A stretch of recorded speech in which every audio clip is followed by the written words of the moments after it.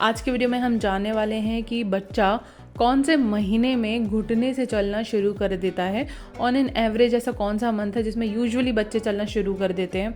कौन से कारण हैं जिसकी वजह से बच्चे सही समय पे घुटने से चलना शुरू नहीं कर पाते, और ऐसे सिचुएशन में आपने क्या करना है और कौन सी परिस्थितियों में आपने डॉक्टर से ज़रूर संपर्क करना है। इन चीज़ों के बारे में इस वीडियो में जानेंगे। चलिए वीडियो स्टार्ट करते हैं। मेरा नाम है दीक्षा और आप मुझे देख रहे हैं मॉम किड एक्सप्रेस पर। सबसे पहली जो चीज़ है कि कौन से मंथ पे जो बच्चे हैं घुटने से चलना शुरू कर देते हैं, तो देखिए करीब करीब 6 महीने के बाद से 7वें महीने में 8वें महीने में बच्चे घुटने से चलना शुरू कर देते हैं। अब बात आती है कि किसी के बच्चे तो 6 महीने पे ही घुटने से चलना शुरू कर देते हैं, और कभी कभी बच्चे 9 महीने पे भी चलते हैं। तो हर बच्चे के डेवलपमेंट अलग अलग होते हैं, इस वजह से ये मंथ्स आगे पीछे हो जाते हैं। बट यूजुअली जो ऑन एन एवरेज है वो 6 से 8 महीने के बीच में बच्चे घुटने से चलना शुरू कर देते हैं। अभी 6 महीने पे या 5वें महीने पे बच्चे क्या है ना, थोड़ा सा अपने पेट के बल आके घुटने और अपने हाथ को टिका के थोड़ा आगे पीछे होंगे या मूवमेंट करने की कोशिश करेंगे, मूवमेंट कर नहीं पाएंगे। ये सारे जो साइंस होते हैं वो यही साइन है कि आपका बच्चा विद इन अ वीक घुटने से चलना शुरू कर देगा। लेकिन कुछ कुछ परिस्थितियाँ ऐसी होती हैं जिसमें बच्चे नहीं चलते हैं घुटने से सही समय पे, और उसमें कारण क्या क्या होते हैं। देखिए, आप अपने बच्चे को बहुत ज़्यादा गोदी में रखते हैं, आप अपने बच्चे को बहुत ज़्यादा पालने में लिटा के रखते हैं, झूला झुला के रखते हैं, या उसको स्ट्रॉलर में लेके घुमाते रहते हैं, बट उसको खुद से फिजिकली खुद से चीज़ों को एक्सप्लोर नहीं करने दे रहे हैं, उसको खुद से अपने एफर्ट्स नहीं लगाने दे रहे हैं।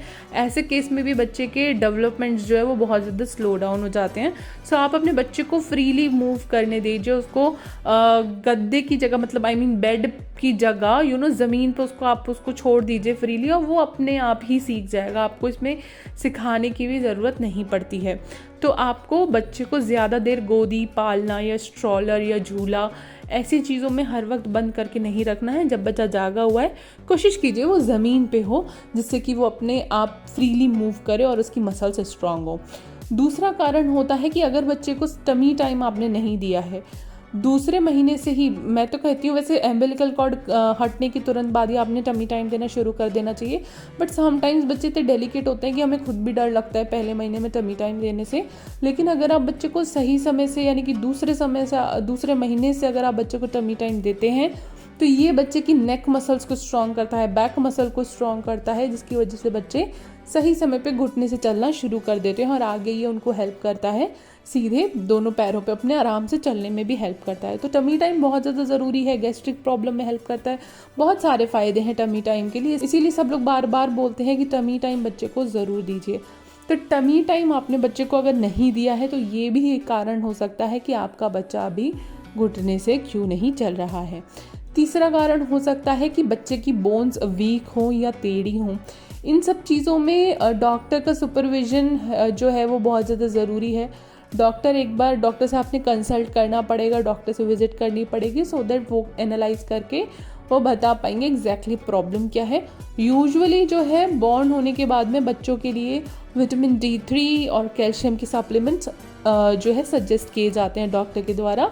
तो आपको वो सप्लीमेंट्स ज़रूर देने हैं, जिससे कि बच्चे की बोन्स जो है वो अच्छे से डेवलप हो, अच्छे से स्ट्रॉन्ग हो, और बच्चे सही समय पे अपनी गर्दन संभालना हो गया, बैठना हो गया, घुटने से चलना हो गया, या नॉर्मल चलना हुआ, ये सब चीज़ें बच्चे सही समय पे सीख पाएँ। इसके लिए बोन्स का स्ट्रॉन्ग होना बहुत ज़रूरी है, और ये भी एक कारण होता है कि बच्चे नहीं चल पा रहे हैं। अब आपको क्या करना है, आपको बच्चे को एनकरेज करना है कि वो घुटने से चलने की कोशिश करे। आप क्या कर सकते हैं, बच्चे जब अपने पेट के बल आ गया हो तब आप कोई बहुत ही इंटरेस्टिंग सा, उसका बहुत ही फेवरेट टॉय आप थोड़ी सी डिस्टेंस पर रखिए, बहुत ज़्यादा नहीं कि उसको 1 और 2 स्टेप में ही वो उसको ग्रैब कर सके, इतने स्टेप पे। और आप बच्चे को थोड़ा सा एनकरेज करिए कि यहाँ पे आके टॉय लो, ऐसा करके। कोई रैटल्स होता है तो उसका म्यूज़िक बजा के आप उसको बजा के आप उसको दिखा सकते हैं, या कोई म्यूज़िक वाला टॉय, जिससे कि बच्चे को साउंड से भी अट्रैक्शन होता है। तो बच्चे थोड़ा सा अपने आप को फोर्स करेगा, अपने आप को पुश करेगा, कि जिससे कि वो घुटने से चलना शुरू कर पाए। बच्चे को अगर आप टमी टाइम रेगुलरली नहीं दे रहे हैं तो रेगुलरली ज़रूर देना शुरू कर दीजिए, और टमी टाइम देने से पहले बच्चे को मसाज अच्छे से दे दीजिए। मसाज भी बच्चे की बोन्स को स्ट्रॉन्ग करने में बहुत ज़्यादा मदद करता है। चौथी ज़रूरी चीज़ ये है कि बच्चे को बहुत ज़्यादा गोदी में आपने नहीं रखना है, स्ट्रॉलर में बहुत ज़्यादा नहीं रखना। बच्चे को खुद से एक्सप्लोर करने दीजिए चीज़ों को, बच्चे को फ्री मूवमेंट करने देना है आपको। पांचवी जो इम्पॉर्टेंट चीज़ ये है कि अगर आपके बच्चे के सप्लीमेंट्स डॉक्टर ने दी हैं और अगर आप उनको नहीं दे रहे हैं तो उनको जल्दी से देना शुरू कर दीजिए, सो दैट बच्चे की मसल्स स्ट्रांग होंगी। और अगर आपके डॉक्टर ने सप्लीमेंट्स नहीं दिए हैं तो अगले विजिट में आप अपने डॉक्टर से पूछ सकते हैं कि मेरे बच्चे ने अभी तक घुटने से चलना शुरू नहीं किया, क्या हम उसको सप्लीमेंट्स दे सकते हैं सो दैट उसकी बोन्स स्ट्रांग रहें। तो आप ये एक बार डॉक्टर से कंसल्ट करके सप्लीमेंट्स ज़रूर दे सकते हैं। जो छठी इंपॉर्टेंट चीज़ ये है कि बच्चे, कुछ बहुत कम केसेस में होता है लेकिन कुछ बच्चे ऐसे होते हैं जो घुटने से चलने को इंटायरली स्किप कर देते हैं, मीनिंग वो डायरेक्टली अपने दोनों पैर पे ही चलना शुरू करते हैं, सीधे खड़े होना शुरू करते हैं। वो बैठना पहले सीखते हैं और बैठने के सीधे वो खड़े होना शुरू करते हैं। वो घुटने से चलने वाला जो पार्ट है, जो सेक्शन है, उसको पूरा का पूरा स्किप कर देते हैं, बट ये बहुत कम केसेस में होता है। अगर आपका बच्चा 8वें महीने पे घुटने से नहीं चल रहा है लेकिन वो सीधा खड़ा हो लेता है अपने आप, चीज़ों को पकड़ के थोड़ा सा खड़े होने की कोशिश करता है, तो हो सकता है कि आपका बच्चा घुटने से चलने वाले पार्ट को बिल्कुल स्किप करके सीधे अपना नॉर्मल चलना शुरू कर दे।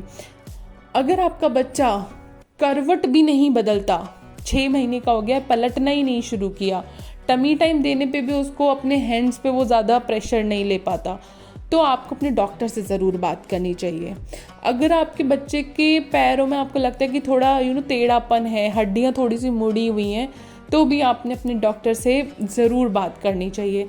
अगर 8 महीने का बच्चा है तो यूजुअली बच्चे चीज़ों को लेके पकड़ के खड़े होते हैं या फिर आप उन्हें पकड़ के खड़ा करते हैं।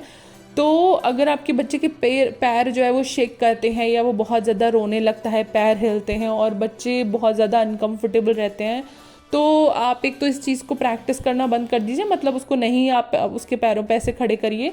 आपको अपने डॉक्टर से ज़रूर संपर्क करना चाहिए। हो सकता है बच्चे की बोन्स में कोई प्रॉब्लम हो तो डॉक्टर उसको ट्रीट कर सकते हैं। तो आपको ये चीज़ें ध्यान रखनी है। अगर आपका बच्चा बहुत ज़्यादा शांत रहता है, कोई क्यूरियोसिटी नहीं दिखा रहा, किसी टॉय में क्यूरियोसिटी नहीं दिखा रहा, कोई टॉयज़ का साउंड हो गया, म्यूज़िक हो गया, उसको बहुत ज़्यादा अंतर नहीं पड़ता, कि जैसे बच्चे को, जैसे मैंने बोला था कि फेवरेट टॉय आप रखेंगे तो बच्चा उसको ग्रैब करने की कोशिश करेगा, बट अगर आपका बच्चा बिल्कुल ही क्यूरियस नहीं है उसको ग्रैब करने का, तो भी आप अपने डॉक्टर से एक बार ज़रूर संपर्क ज़रूर करिए, सो दैट डॉक्टर को जब टाइम पे चीज़ें पता चल जाती हैं तो वो उन चीज़ों को काफ़ी हद तक सही भी कर पाते हैं। लेकिन अगर आप डिले करते हैं तो नॉर्मल चीज़ों को भी सही करना बहुत ज़्यादा डिफ़िकल्ट हो जाता है। इसीलिए आप सही समय पे अपने डॉक्टर से ज़रूर संपर्क करें। उम्मीद करती हूँ आपको ये वीडियो पसंद आया होगा। अगर आपको ये वीडियो अच्छा लगा है, इस वीडियो को लाइक करें, शेयर करें और मॉम किड एक्सप्रेस को सब्सक्राइब करें।